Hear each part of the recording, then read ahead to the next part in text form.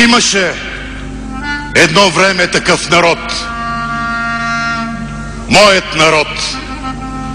Народът на хан Аспарух.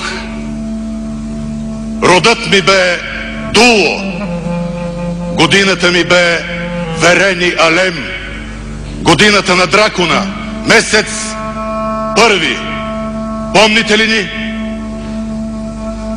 Наричаха ни българи. Нашите мечти нямаха край. От дивите степи на Волга до златните кубета на Константинопол, от мрачното Черно море до ласкавото бяло. А сега живеем в руините на 4 паднали империи. Българската, ромейската, турската и съветската. Нашата история е историята на загубените мечти. Какви бяхме и какви станахте. От Йоан Калоян до Жан Виденов, от Иван Асен II до Иван Костов I, от Симеон Велики до Симеон II. Дадохме на света Вазов, но родихме и Владимир Атанасов. Родихме Яворов, но дарихме земята и Сабрашев. Бяхме добри войни, но създадохме и добри предатели. Миехме се на 3 морета, а сега мием чужди задници.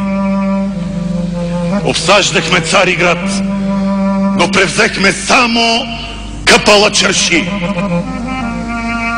Питам се, как я докарахме до там?